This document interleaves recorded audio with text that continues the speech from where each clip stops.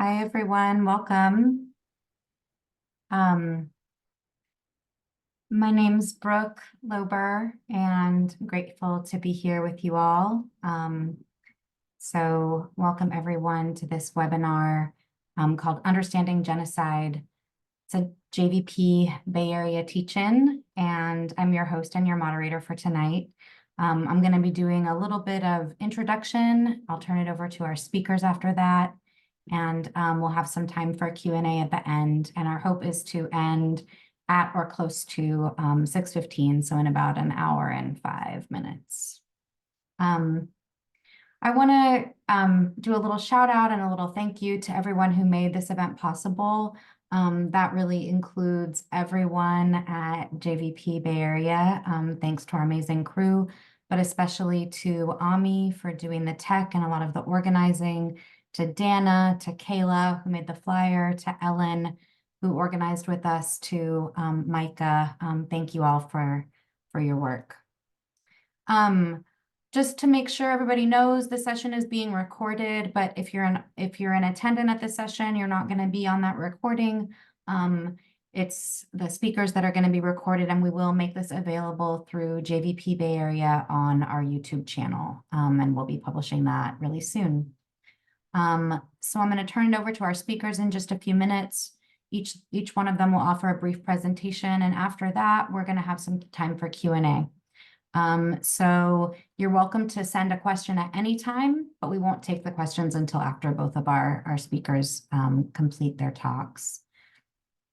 What I do want to say is, I want to make sure that everybody knows, so I'll be saying this at the beginning, I'll also be saying this at the end, but we have some major events coming up in the Bay Area this week. On Friday, this historic case will be entered into federal court, and that's going to happen here in Oakland. People are being asked to come at 8 in the morning, pack the court at the Oakland Federal Building. And then a little bit later, there'll be a rally at noon on site. You can see from this flyer here that you can also watch the live stream. So if you're not here in the East Bay or you can't make it that day, hope folks will tune in. There's a 7:30 a.m. Pacific time pre-hearing conference, and there's a 9 a.m. live stream of the hearing. So hope to see you all out there. All right, well, let me introduce a little bit of our topic tonight. We're all very aware that we're gathering tonight in a historic moment in the midst of the most brutal assault on Palestinian people by the state of Israel that has ever occurred. And now, for the first time in a court of international law, Israel is accused of the crime of carrying out genocide against Palestinian people in Gaza. On January 11th, South Africa addressed the UN's highest court. The International Court of Justice in The Hague heard South Africa's claim that Israel had demonstrated a pattern of genocidal conduct since launching its full-scale war in Gaza, which it has occupied since 1967. South Africa argued for interim measures to be immediately implemented to stop the ongoing genocide, effectively calling for a ceasefire.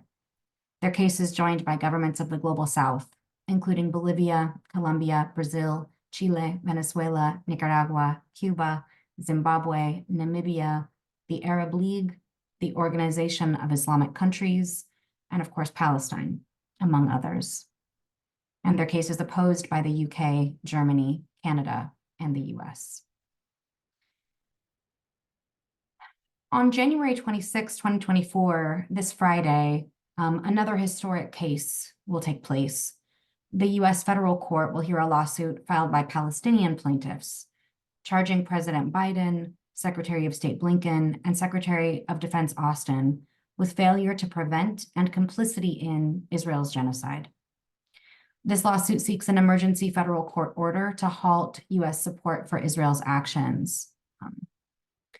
Both of these lawsuits and numerous additional complaints that are currently being submitted or prepared to various international legal bodies are based on the same human rights law, the Convention on the Prevention and Punishment of the Crime of Genocide. And we'll be hearing more about this from our speakers tonight, but I want to briefly read a portion of the convention, with the definition of the crime of genocide. And I'll quote, so Ami, if you can advance the slide for us. The crime of genocide is defined as any of the following acts committed with the intent to destroy, in whole or in part, a national, ethnical, racial, or religious group as such. A, killing members of the group. B, causing serious bodily or mental harm to members of the group. C, deliberately inflicting on the group conditions of life calculated to bring about its physical destruction, in whole or in part.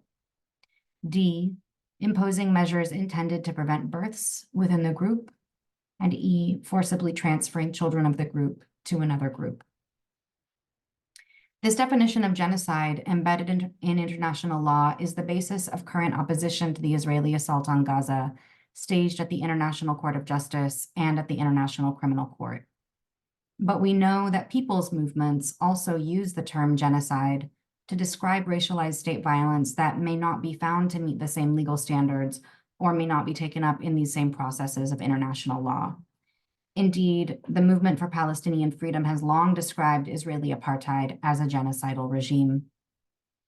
As Palestinian legal scholar Noura Erakat writes, in order to serve an emancipatory function, the law must be wielded in the sophisticated service of a political movement that can both give meaning to the law and also directly challenge the structure of power that has placed Palestinians outside the law.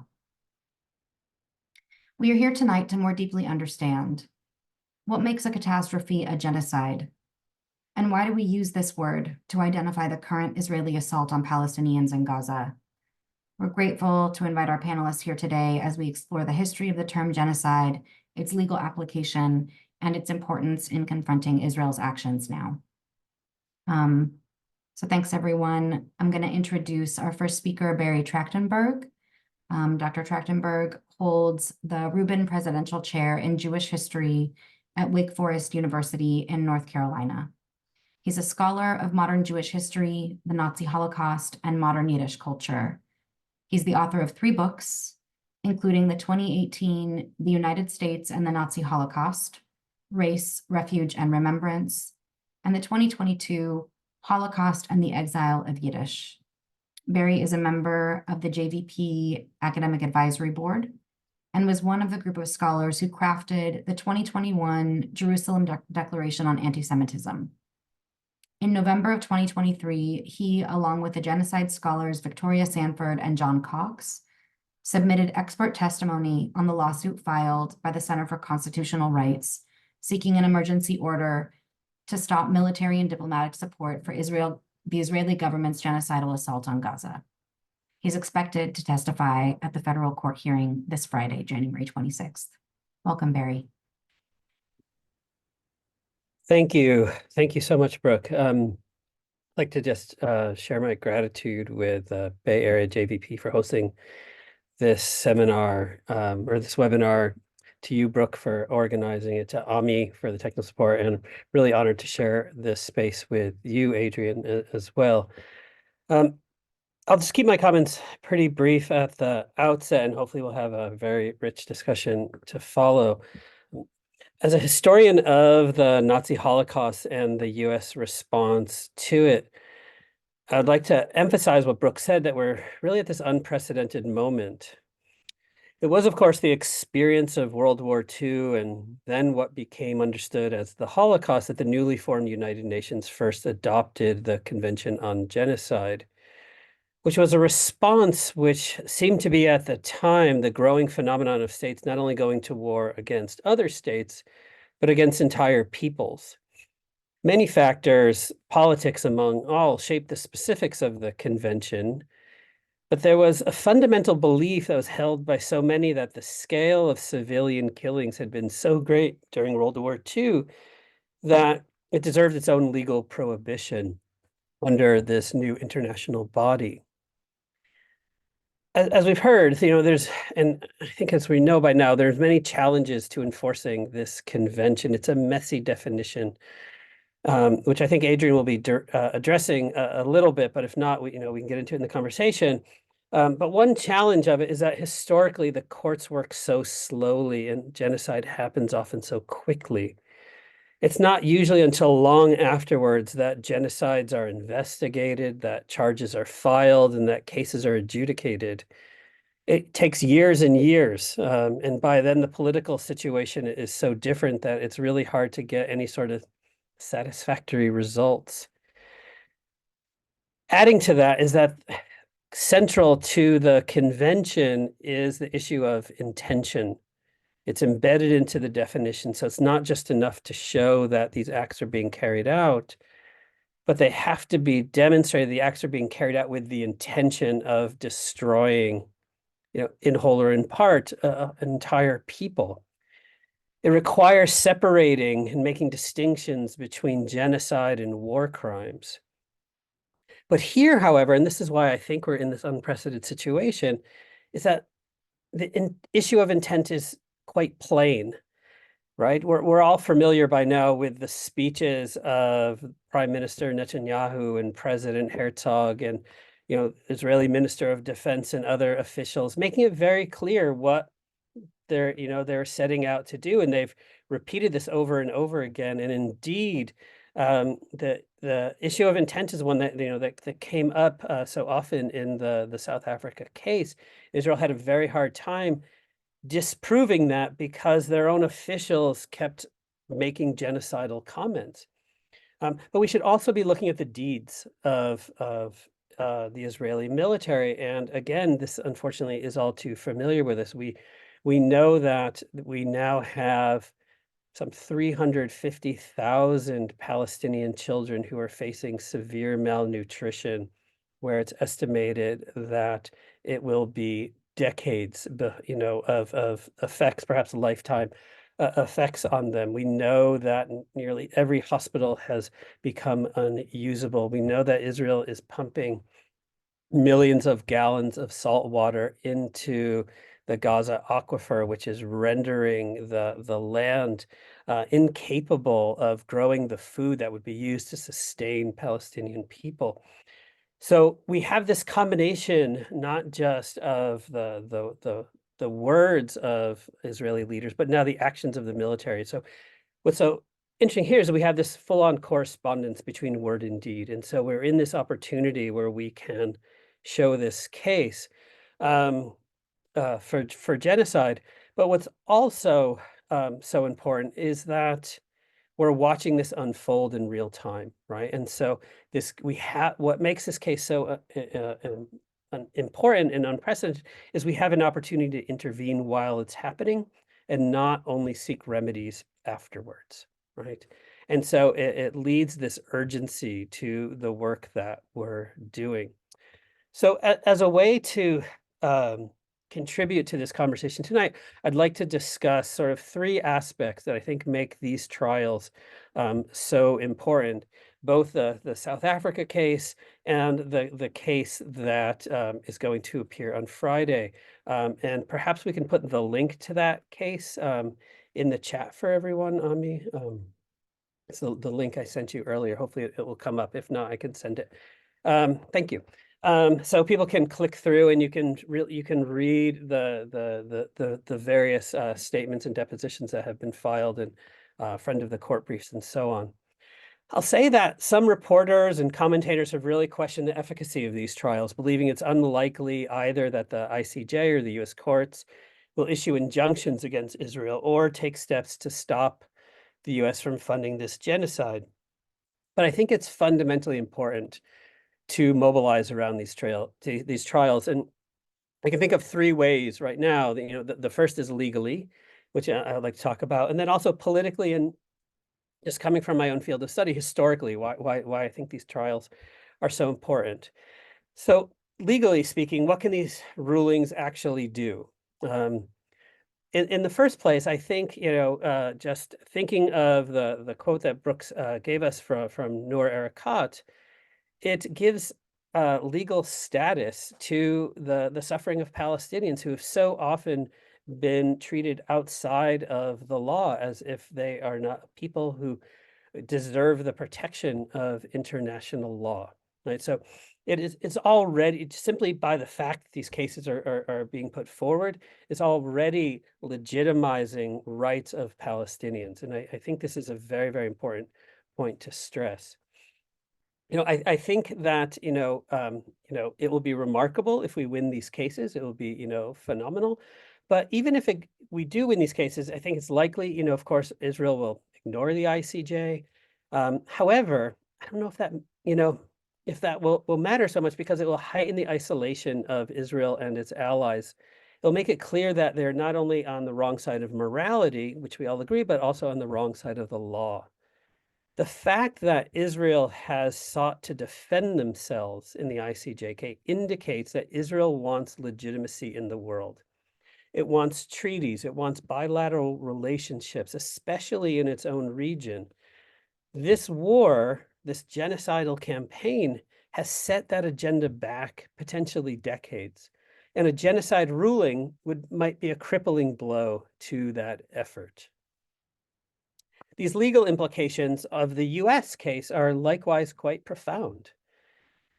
Just imagine the possibility of a US court to declare that the US itself is in violation of the very international law that it sought to implement. This would challenge the very notion of American exceptionalism, this idea that the United States stands outside of the rest of the world. For we know that the United States has often exempted itself from international law. It refuses regularly to tackle issues of biodiversity and greenhouse gas emissions, to protect the rights of women and children, to govern international waters. It's a country that has so frequently been looked to as a global leader, yet has consistently failed to step up to partnerships internationally. United States, of course, has one of the worst records of any country in ratifying human rights and environmental treaties. So a ruling in our favor, even a preliminary ruling, would continue to delegitimize the United States' efforts to block the enforcement of international law when it comes to Israel. And it will fully show that the perpetrators of this violence, including the United States, especially the United States, are on the wrong side of the law. And I'll just say very quickly, sort of politically, of course, such a ruling in this case, regardless of the outcome, puts enormous pressure on the United States to stop giving its political and military support to Israel. It will put the US on the back foot, where it'll be forced to defend itself against the charge of genocide. This will embolden the campaign on behalf of Palestinian lives, and it will enable this enormous political momentum and really, I think, give an enormous boost to this global campaign in support of Palestinians. And I'll just say historically, as someone who has spent a lot of time discussing the United States' response to the Nazi Holocaust, you know, the knowledge of that Holocaust took very, very long to sort of make its way into American consciousness, in part because of the secrecy around what the Nazis were seeking to achieve, in part because it was happening amidst a larger war. It took a long time, really, for the United States to kind of come to understand what was happening. And then when the United States, and by which I mean the Roosevelt administration, really did come to understand it and have proof, it took a very long time for it to act on it. In fact, it took so long that by the time the United States began to ramp up efforts to help civilians who were being killed by the Nazis, and obviously most, and particularly Jews, that there was very little that it could do, and the vast majority of Jews who would be killed were already dead. But at this moment, and what makes this so different, is that we see this genocide unfolding before our very eyes. We see it from um, journalists in Gaza, those who have yet to be murdered by the regime. And I think the number is over 160 so far who, in fact, have been killed. But we see this happening before our eyes. And so if we spend so much time wondering, when we discuss the US and the Holocaust, when did the US know and what did it know? Like here we see that, from the very, very beginning, the charge of genocide has been made. And it will make it very clear to those of us who later will be writing this history that from the very, very beginning, the US has been on notice of its responsibility in these actions. So I'll leave it at that. Thank you. Thank you so much for your remarks, Barry. I'm going to introduce Adrienne Pine. Thank you so much for joining us. Dr. Adrienne Pine is a Washington, D.C. based critical medical anthropologist whose scholarly and solidarity work focuses on processes of neoliberal fascist imperialism and the development of tools to effectively fight it. She's visiting professor at the Department of Anthropology and Social Change at the California Institute of Integral Studies, and one of the conveners and co-coordinators of the International Coalition to Stop Genocide in Palestine. Her most recent book, co-edited with Siobhan McGurk, is Asylum for Sale, Profit and Protest in the Migration Industry, out from PM Press. Welcome, Dr. Pine. Thank you. Thank you so much for inviting me, Brooke, and just want to echo that it's an honor to be here with JVP and an honor to share this space with Barry, who I tremendously admire, and I hope I'll be able to follow up well on his comments.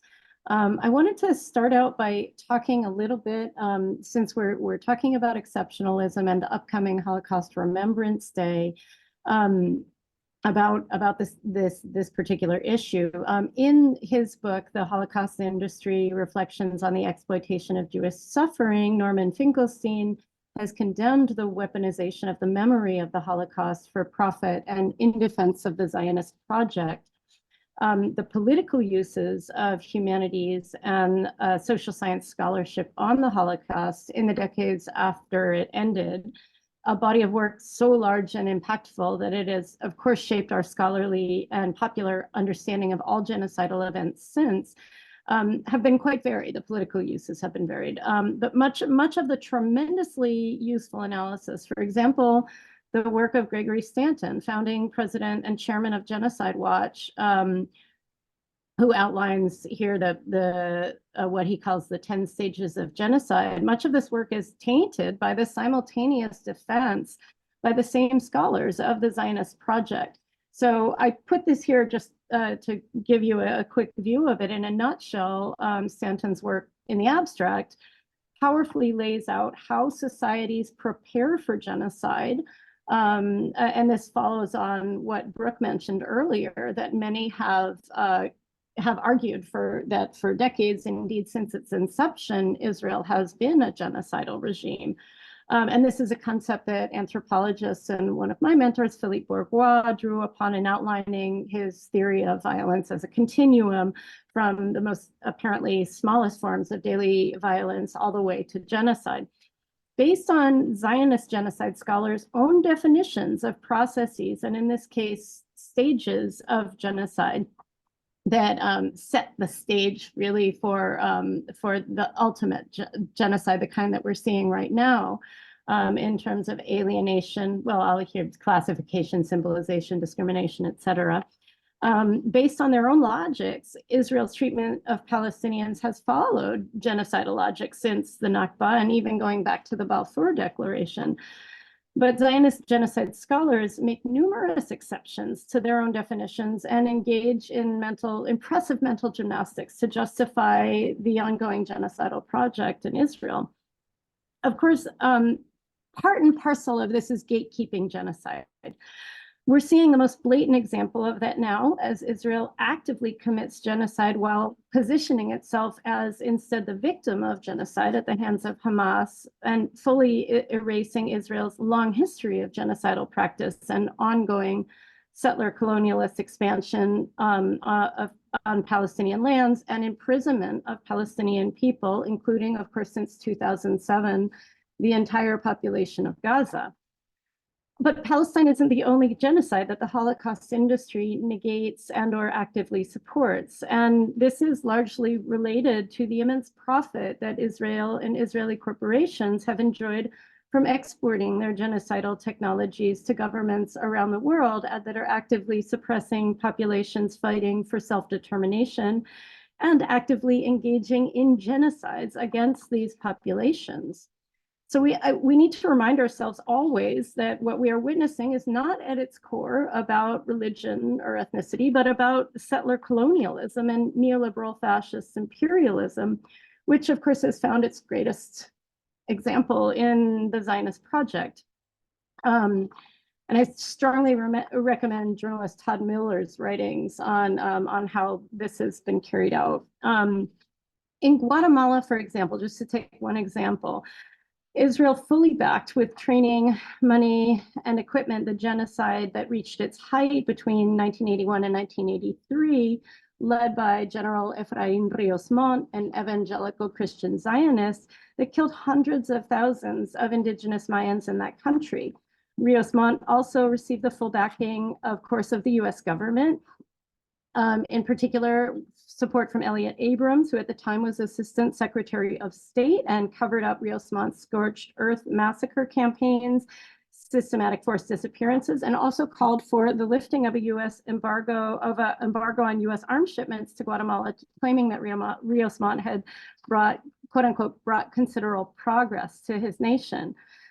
Elliott Abrams has continued to hold high-level foreign policy positions in both Democrat and Republican administrations alike. And last July 3rd, 2023, he was appointed by Joe Biden to the U.S. Advisory Commission on Public Diplomacy. Now, this may seem like a little bit of a detour here from the main point. So to get back to that, I want to emphasize that Elliott Abrams also served for many years, beginning after his enthusiastic support for the genocide in Guatemala.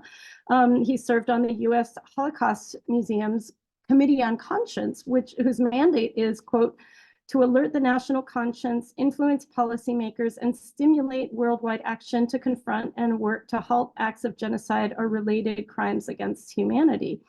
So in relation to that, if you can move to the next slide, in March of 2019, following Abrams' appointment by Trump as special envoy to Venezuela in order to support the US-led attempted coup by Juan Guaido in that country, I helped to organize one of maybe the only or first protests outside the Holocaust Museum here in DC, featuring JVP members, Holocaust survivors, rabbis.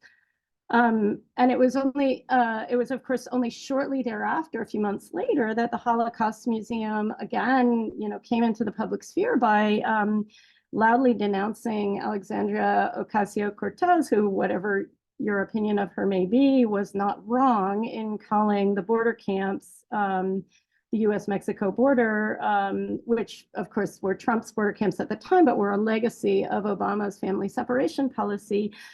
She called them concentration camps. So if you want to move to the next slide, there's a picture of, that's me talking at our protest. It was pouring rain, but then also one of the articles that came out in their policy, and I mean in their denouncing her. And so what we see is this gatekeeping happening within the Holocaust industry that is not doing anything, as we know, to actually stop genocides, but rather to reinforce the exceptionalism. I want to point out, since Germany has been such an active partner in the Holocaust industry in its support of Israel, it was a disappointment, but of course not a surprise at all, that it came out last week declaring that it would yet again support another genocide by submitting a declaration of intervention in defense of Israel at the ICJ, to which the government of Namibia immediately responded by reminding the world that Germany committed the first genocide of the 20th century in their country. So you can move to the next slide if you want. So of course, JVP members don't need me to tell you that in order to honor our memory of the Holocaust, we need to be fighting this genocide. You've been leading the charge, and I had the honor of being arrested along with about 400 of your members at the Cannon Rotunda back in October.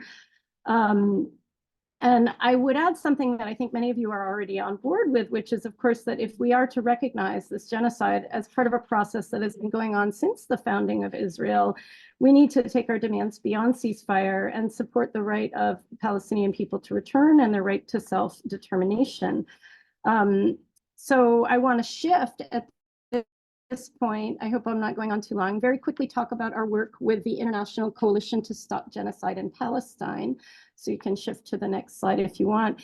This really came about sort of the week before South Africa declared or filed its case at the ICJ. I had been working with friends and colleagues, Sam Husseini, a Palestinian American journalist here in Washington, who has been calling for trying to get some country to invoke the Genocide Convention since October, following on Scottish diplomat Craig Murray as well, who's been, pretty relentlessly publishing on that. Other figures who have been calling for it, Marjorie Cohn from the International Association of Democratic Lawyers. So knowing that there were these calls out there and that lawyers, including really powerful new alliances like the Global Legal Alliance for Palestine, comprised of hundreds of lawyers that are working pro bono and that were supporting the South African case and that are also working to get other countries to support them to file declarations of intervention, which is the legal mechanism for countries to support this case. We came together with various colleagues that I am with on the executive committee of the U.S. Peace Council, and spoke about it and thought, well, this, we really need social movement support behind this because we can call on countries to do this thing, but they need pressure. And so right before we convened our first meeting to try to figure out how social movements could pressure countries to invoke the Genocide Convention. Of course, South Africa announced. It was the day before our first meeting. So our focus shifted entirely to getting countries to file these declarations of intervention, not so much to convince the court to come to a verdict of genocide, which we are fully convinced that they are going to do because the evidence is so overwhelming, even despite the fact that that many of the judges are representing their own country's interests, including the president, who herself is a former State Department employee. But we do think that the evidence is so overwhelming that it's unlikely that they would not find for genocide. The real issue is what will be the implementation? What will happen afterwards? To what extent will Israel be alienated on the world stage, as Barry was just discussing? And what hope is there for justice for the Palestinian people? And for that, we really need those declarations of intervention. So following the call from the Palestinian Anti-Apartheid Coordinating Committee, which came out right after the filing of the South African case, we, as the nascent International Coalition to Stop Genocide in Palestine, issued a sign-on letter for organizations calling on states to file these declarations of intervention. And you can go to the next slide. Oh yeah, this is the call from the Palestinian Anti-Apartheid Coordinating Committee that came out late December. So if you want to go to the next slide, we issued a sign-on letter. At this point, we have organizations, as you can see, it's been translated into a variety of different languages, and we've got organizations, over 2,000 organizations from all around the world, representing well over 500 million people, because we've got big ones like the MST and the La Via Campesina and others that have been tremendously supportive of this initiative. And with this, in combination with lobbying very hard, along with some of our member organizations like Code Pink and others, to individual governments, both through diplomatic channels and just going to embassies, there's been tremendous progress in the past few weeks. And we believe that in order for the legal mechanisms to work, we need the entire world to be coming forward to demand that that Israel stand down, and furthermore, that Palestinians have a right to exercise self-determination and a right to return above and beyond Israel's isolation. we really believe that this moment potentially represents a move to an entire new world order, because it's not just Israel that's on trial, of course, as has already been mentioned. It's the United States for genocide, for supporting Israel. And as countries come together to oppose this US-supported genocide, that weakens the United States' historic ability to coerce countries to do whatever it wants through wars, through sanctions, through controlling the United States, the United Nations. So I'll leave it at that. I've talked over my time, but I'm just really excited to be here with you and to answer any questions that you may have. I don't know what other pictures I had. I had a couple other pictures, but they don't matter. Thank you both. That was really, it was really provocative. I feel like we learned so much from each of you. So thank you both for sharing some history, and also really some of the current possibilities, some of what can happen right now. It's helping me, and I hope others, to understand a little bit of the stakes of this moment. We do have a few questions in the chat, and I just want to encourage people to go ahead and write questions if you haven't yet. But I'm going to start by asking each of you, do you have questions for each other, just from what we just heard? So maybe we can start there.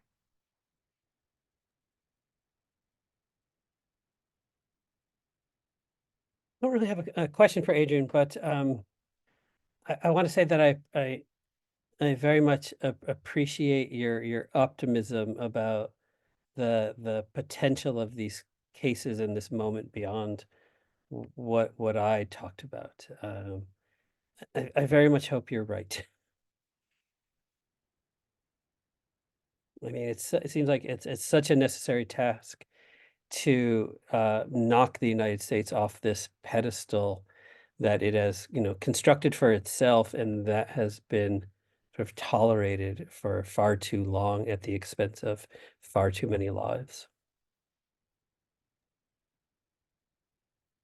Thank you, Barry. And I'd like to say that actually one of the things I didn't really stress is, with this coalition, we have been very intentional, sorry, I'm sleep deprived from all the work, very intentional about ensuring that we are taking the lead of the major Palestinian organizations in developing our calls for action, as well as now from the major organizations from the Global South that initially signed our letter.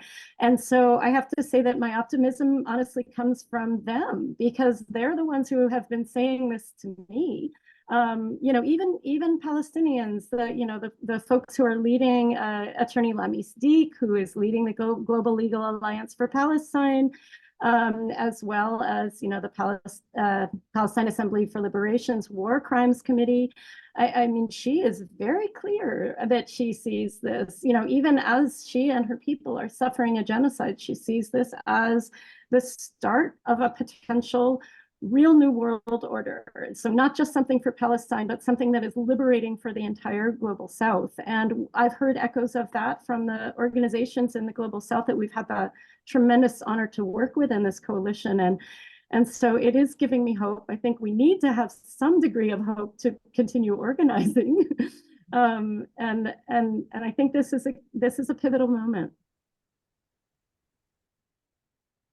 I think it's been incredible to watch states of the Global South joining the South African case. And you mentioned, Namibia's immediate response to Germany. And I just wanted to ask if there's anything else that you want to say about the way that you talked about a new world order, right? That US hegemony could decline. And is there anything that you want to share more about how that might happen? Well, one of the things that I've seen very concretely is, as I have engaged at the same time as we're doing this coalition work, I have been reaching out through my friends in Latin American governments, through diplomatic channels, directly with various foreign ministers, with presidents, with ambassadors. And as the weeks go on, it seems that they are more empowered as they see more countries coming. Like when Bolivia came out, that empowered Brazil to come out, that empowered like Colombia to come out with, and with each one with stronger and stronger statements. And I know these governments are speaking with each other, and they're also responding to very strong demands from their own populations. Governments are, of course, always much more cowardly in terms of standing up to the United States and to US-led imperialism than their own populations. And so I feel like I've witnessed a shift in these high-level diplomatic conversations that we've been having, as well as in conversations with the social movements, and that's why I think this moment is so incredibly important, both to pressure governments around the world, friendly pressure to the governments that might be so inclined to issue declarations of intervention, and also to tremendously shame the governments that are backing genocide, shame Germany, Israel, and Canada, and of course the United States, which is the most responsible of all. But yeah, I feel like there's a shift. I feel like there's a potential of a critical mass of countries that once it's reached, the countries that have been far too terrified for very good reasons to stand up to the United States are going to feel emboldened enough to stand together in the global South against this heinous neoliberal fascist imperial project that has carried out for far too long.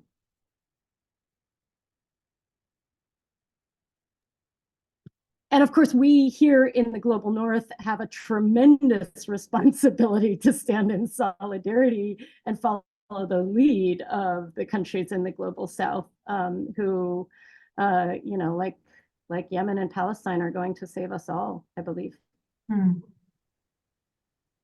My concern with that sort of line of argument is that it just puts tremendous burden and expectations upon the absolutely most oppressed.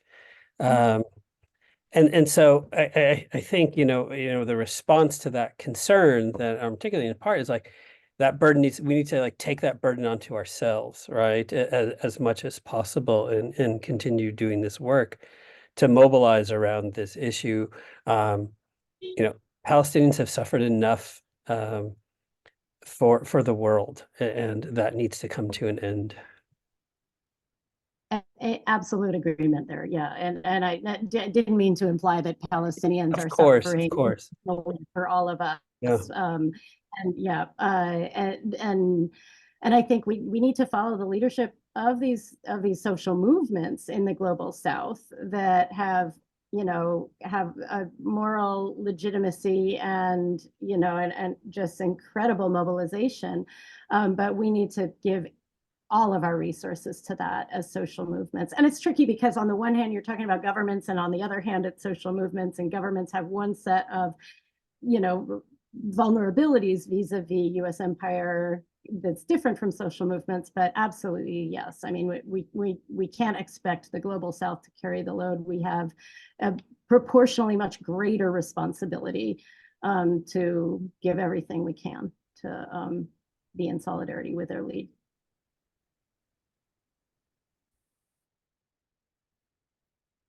Well, we've got a lot of questions in the chat here. I'm scrolling through them, and I'm gonna be judicious about how we kind of use our time here if I can. So please, either of you who wants to jump in on any of these questions, I'm just gonna start reading them out. So we have a question from Margaret asking, what actions can be taken against Biden, Blinken, and Austin if the federal court finds them guilty of genocide? I can start with that. What is being asked at the moment is for a preliminary injunction, right, to immediately stop the shipment of arms to Israel. Again, like all of these cases, it would take years for a final resolution. We're just at the very, very beginning stages of this. What will happen to Biden and Blinken and Austin over this will probably not be determined by the courts, but be determined, by historians, by those of us with long memories. The case will, it will take a very, very long time. Politically speaking, though, they are already losing their legitimacy, in a fundamental way. And one of my hopes with this case and the political mobilization that's beginning to form around it is that someone on their campaign will be much more attuned to the political consequences of standing with a genocidal regime against the will of the American people, and certainly against the will of Democratic voters, and certainly those progressives who worked very, very hard to put him in office in order to stop Trump. Those progressives are being lost, by the second, with every life lost.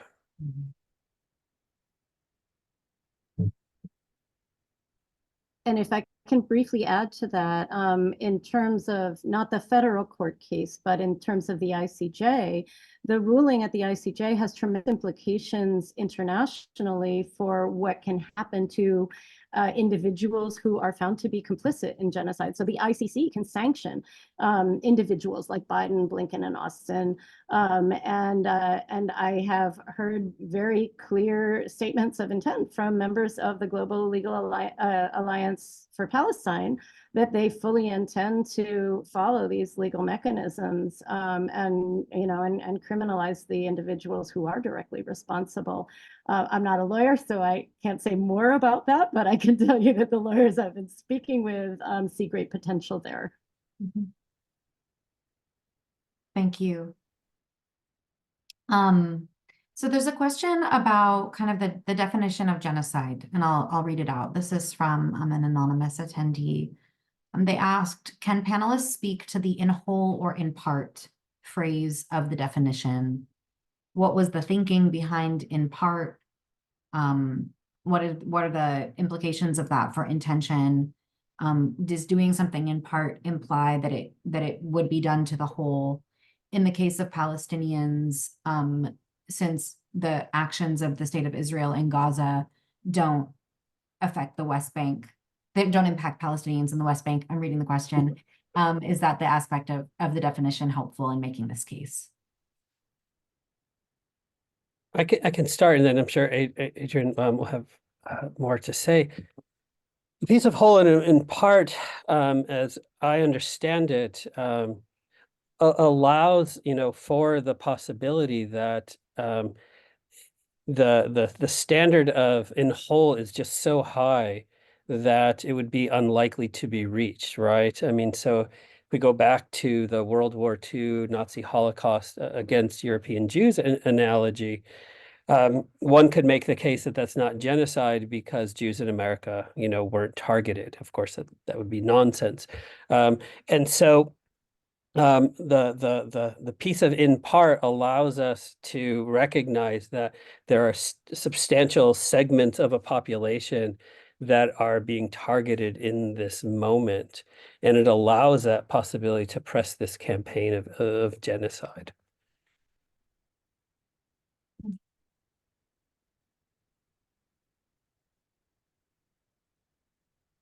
A question that's sort of related from Larry. What is the legal distinction between ethnic cleansing and genocide? And why, in this case, do you think Israel's actions more meet the definition of genocide rather than the definition of ethnic cleansing? I don't want to monopolize. So Adrienne, do you want to start or no? Okay. As I understand it, and like Adrienne, I'm not a legal scholar, but the charge of ethnic cleansing is not one that's actually inscribed in international law. But what it refers to is the forced transfer of a people. So we could think of, typically, although we can think about the genocidal implications of it, but the 1948, if we think of that as the start of the Nakba, the catastrophe Palestine, that was the forcible transfer of 750,000 Palestinians from their homes, right, and out of historic Palestine or parts of historic Palestine. Genocide requires more than just the forcible transfer of a people, but it's really about the goal of, with the intention of destroying an entire people in whole or part. I kind of want to add something to the question if I could, Yeah. because this reminds me of, like, as an activist, I've accused Israel of genocide for many years. But Yeah. when I read the South African case, I saw that they listed, I think that they listed violations of human rights, they listed war crimes, and then they said all of these amount to the legal definition of genocide. For me, when I went back and I read a little bit of the work of Raphael Lemkin, and Raphael Lemkin, for folks who are attending, is the person who coined the term genocide and campaigned for its adoption. And I read in the little bit of writing of his that I was able to read, a kind of a broader understanding, the destruction of a society. And so I just wanted to ask, like, what the two of you make of this distinction between people's understanding of a kind of force, a destructive force, and then the narrower legal definition. If there's anything that you want to share about that. Adrienne, please start. Yeah. No. I'm saying you should go ahead. You're really far more of this. Well, what I would say is that the definition that Lemkin championed for was not ultimately the definition that was adopted. Lemkin, for those of you who don't know, was a Polish Jewish jurist, a legal scholar who started his studies on mass violence in large part by learning about the Armenian genocide by ethnic Turks and Ottomans. He studied the Assyrian genocide as well. And then who lost 41 of his own members of his own family to the Nazi Holocaust. So he championed this definition, but the definition that you introduced us to, Brooke, at the beginning was very much a consequence of political conversations that took place at the beginning of the new post-war order. And so you don't have, for example, political groups, or I think the issue of class is not, for example, so class warfare is not included in the definition, in part because the Soviet Union didn't want it there, right? And so you have, it's a result of compromises. And so it's insufficient for us. And so as scholars who are not legal scholars, we don't need to be necessarily bound by the UN definition, that we can offer new definitions and new understandings and look to the debates that existed at the time, look at Lemkin, look at other scholars like Helen Fine and others who were working to get stronger definitions that wouldn't give so much wiggle room for state actors to avoid being charged with this. Mm-hmm.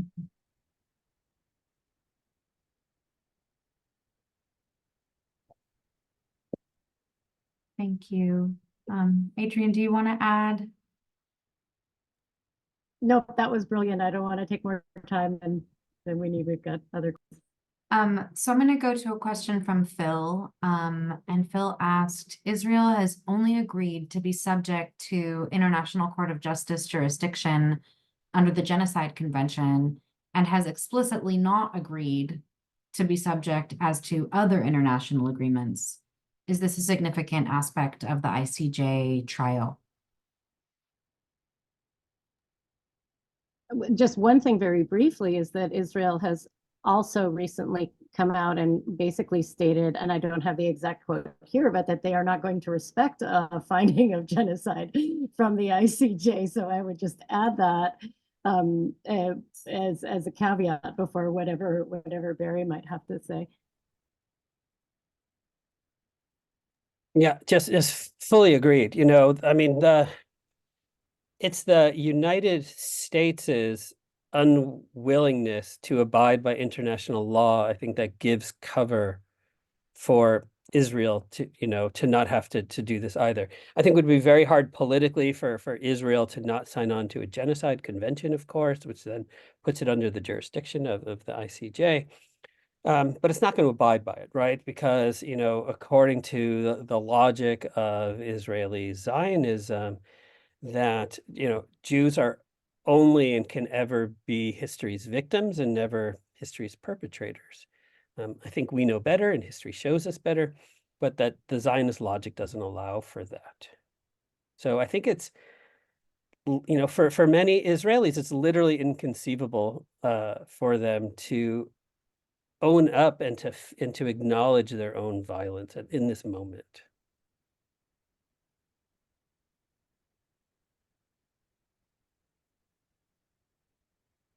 Thank you. And maybe this one, well, this one could be for both of you, whoever wants to talk more about the court case in Oakland, who is supporting it. And I don't think we've talked about the plaintiffs yet. That might be something to add, but who is supporting it and what relief is being asked?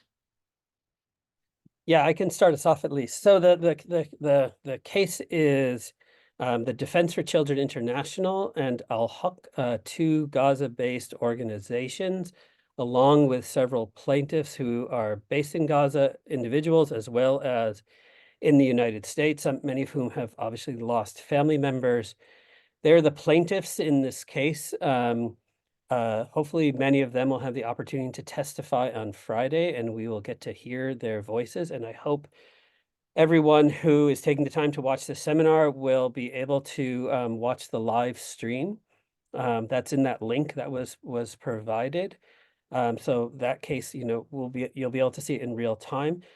The case is being pressed by a group called the Center for Constitutional Rights, which for many, many decades has defended some of the most politically vulnerable people in the United States or within the US jurisdiction. Most sort of notably, I think, in recent years, they have defended many prisoners who are being detained illegally at Guantanamo Bay. But they've been around, I think, if I remember, since the 1950s. I mean, obviously not my own memory, but just learning about it. And they've been a very progressive, leftist group that even, brought in the communists that were being kicked out of groups by the ACLU and others. So they really have a long, formidable track record. Thank you. Yeah. So we have a few questions that are about how to talk with people about this issue. So I'm going to read one from George. Are there responses to use when those we see as allies warn us that we may be perceived as anti-Semitic? And George writes, it seems an outrageous notion, but I've heard it from surprising sources, and my response, if rage is not well received. I think this is something that we can relate to, and maybe it's good for each of you to maybe share with us how you respond to these kinds of things. Sure. I've been used to this charge for a while, as I'm sure all of us here are. Like, I've got my Canary Mission page that's been up for a decade, and I've had these accusations, again, as a Jewish person, as somebody who has been also involved in this, who was indoctrinated with Zionism as a child. And it's just, as I think we've heard best articulated from voices from JVP and elsewhere, that Zionism is the most anti-Semitic project that there could be. It's putting Jews around the world at risk. It's creating prejudices. It's creating harm. It's a line that is not backed by any sort of logic, and so it's hard to argue against, I think. But that's why it's been so tremendously important that groups like Jewish Voice for Peace have been leading the charge and have been re-articulating, have been countering these narratives that are just simply dogma, that don't track with history, that don't track with any sort of logical arguments.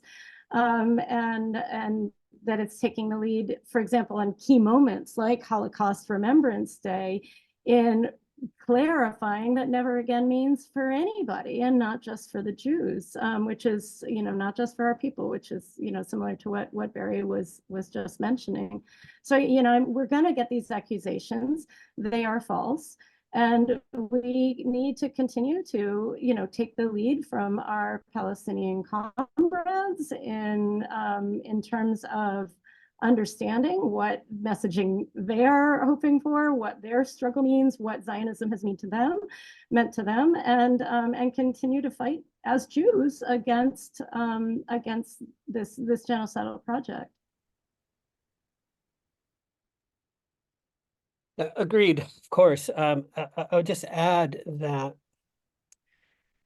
I think, for several generations now, Jews in the United States and, outside of Israel have been sort of raised and taught to believe just about the centrality of Israel as part of their Jewish identity.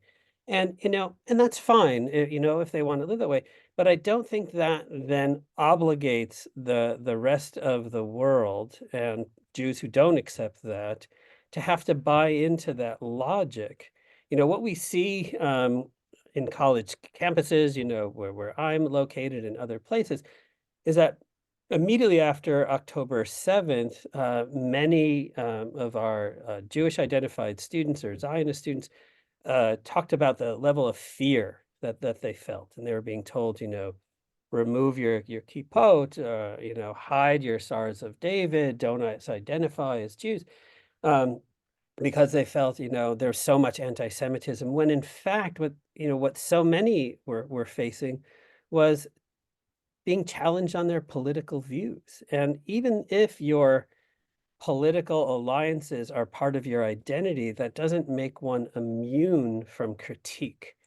And so I think that, this is what our work, the three of us as educators, I think in part need to be focusing on and need to be, teaching our students to parse out that there is anti-Semitism in the world, and there are people who are being opportunistic at this moment and using this crisis as a way to foster further anti-Jewish hatred.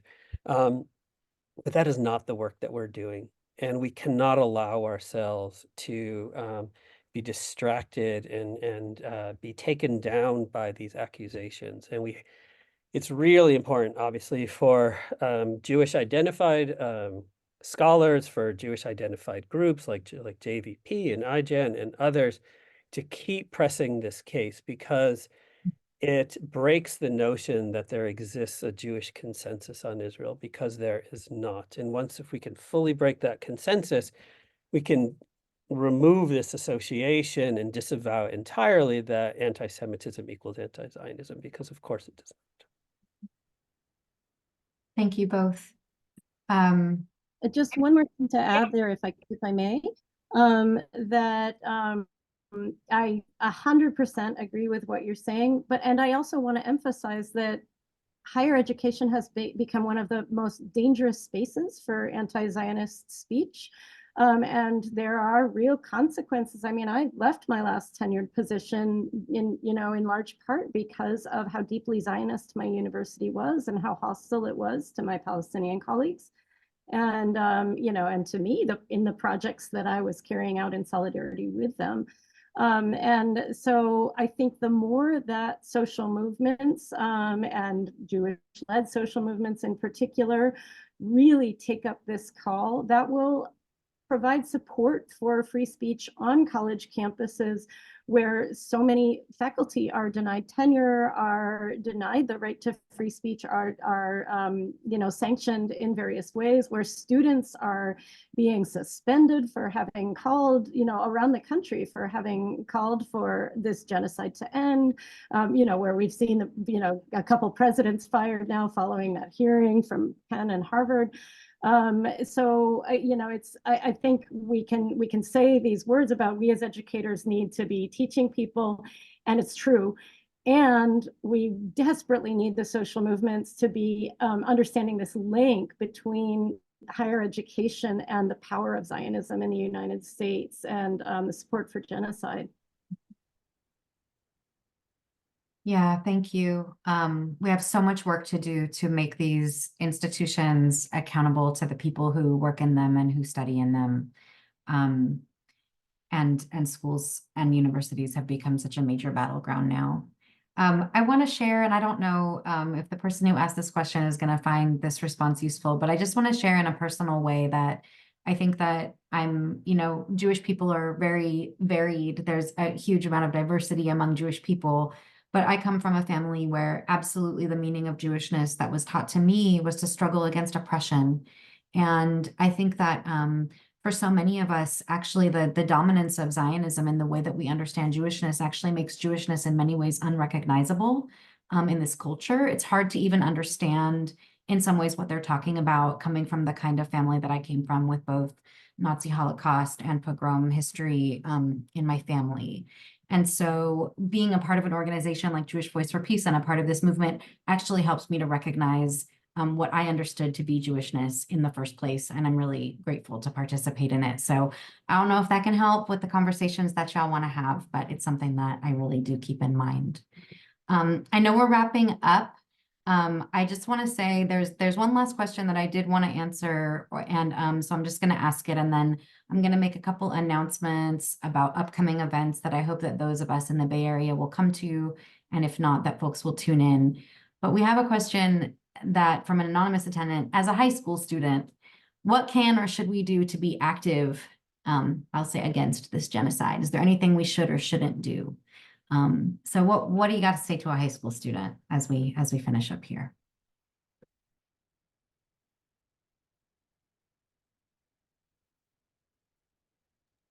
I guess I could speak briefly. My daughter is a middle school student, and has become very passionate about this issue. And it's been challenging for her because she has faced a lot of discrimination, bullying by one of her teachers who's Zionist, a lot of pushback from her students, of her fellow students, but it's also given her a tremendous sense of pride. One of the things we've seen also with high school students, Palestinian high school students organizing in one of the high schools here in DC, is they've had similar pushback. They tried to just organize a Palestinian cultural night and in the context of the genocide, and were not allowed by their principal to do that. But they've gotten, I think, connecting with the broader community, again, because academia is such an oppressive and Zionist space in the United States. Of course, there are exceptions, but students that want to organize, we need as social movements to give them our 100% full support and to give them resources. And to welcome this, because students need to be learning, whether their teachers are teaching it to them or not, how to be engaged citizens, how to stand up for what is just and what is right.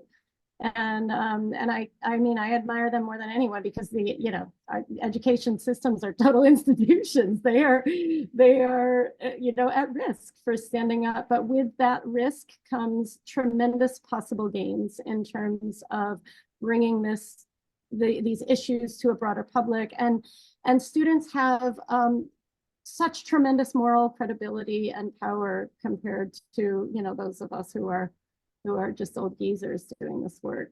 And so I really admire the younger generation that is speaking up. Mm-hmm. Yes to all of that, and I'll just say that I deeply admire your concern and your commitment, and just even the fact that you're here at this webinar and had the courage to post a question. It is so phenomenal, and the more that you can take time and just learn about this issue and recognize it is a very long struggle. Mm-hmm. And you're just at the starting point, and we are so grateful that you are here. Well, thank you so much, Dr. Pine. Thank you so much, Dr. Trachtenberg. It's really an honor to be here with you. We have a few slides that are just gonna kind of orient us back to community-based events. Hope everybody will be coming out. And actually, Adrienne, could you tell us about these? Because you put this together, so. Oh, I did forget to mention this. These are just 3 days of action. One already happened, hands off Yemen, against the U.S.-led attacks on Yemen in retaliation for its blocking ships from Israel in the Red Sea. Wednesday, this upcoming Wednesday, is a day of action, global day of action for solidarity with South Africa. And then Wednesday, the 31st, is a global day of action against the governments that are supporting Israel at the ICJ, obviously Germany, Canada, the US. So we are just calling on signatory organizations and organizations around the world to organize events that with these themes that make sense in your context. All right, so we're going to be And following. this is, I'm sorry, just to No, no, no, clarify, go ahead. this is at the behest of the major Palestinian organizations that are part of our coalition. So that's where these action items come from. Thank you. Going to try to follow your work. So just another announcement of these actions that are happening, one locally here in Oakland. Hope I see lots of people there in federal court on Friday. And there's also a live stream.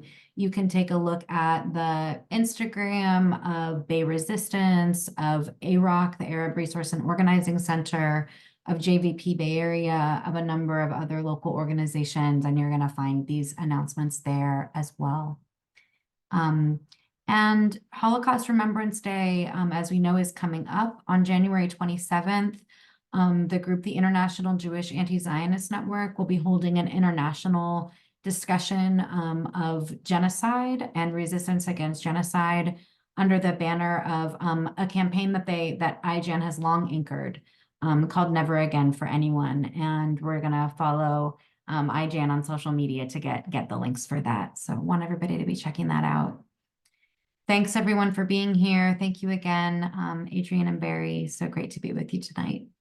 Thank you. Everyone. Thank you so much.